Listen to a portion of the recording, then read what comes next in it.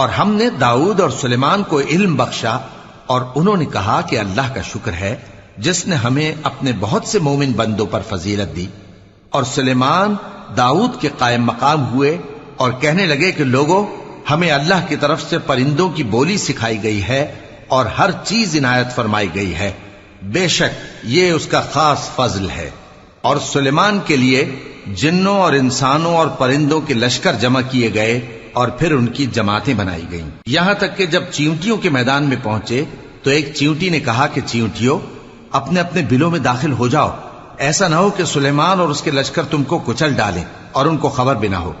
تو وہ اس کی بات سے ہنس پڑے اور کہنے لگے کہ اے پروردگار، مجھے توفیق عنایت کر کہ جو احسان تو نے مجھ پر اور میرے ماں باپ پر کیے ہیں ان کا شکر کروں اور ایسے نیک کام کروں کہ تو ان سے خوش ہو جائے، اور مجھے اپنی رحمت سے اپنے نیک بندوں میں داخل فرما۔ اور جب انہوں نے پرندوں کا جائزہ لیا تو کہنے لگے،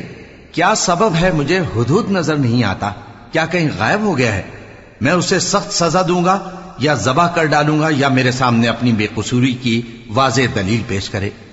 ابھی تھوڑی ہی دیر ہوئی تھی کہ ہدہد آ موجود ہوا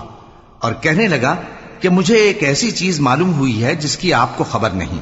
اور میں آپ کے پاس ملک سبا سے ایک یقینی خبر لے کر آیا ہوں۔ میں نے ایک عورت دیکھی کہ ان لوگوں پر حکومت کرتی ہے اور ہر چیز اسے میسر ہے،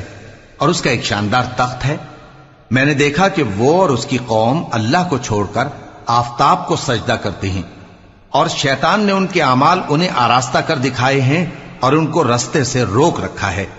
پس وہ رستے پر نہیں آتے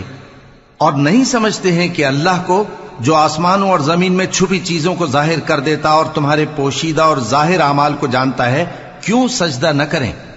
اللہ کے سوا کوئی عبادت کے لائق نہیں، وہی عرش عظیم کا مالک ہے۔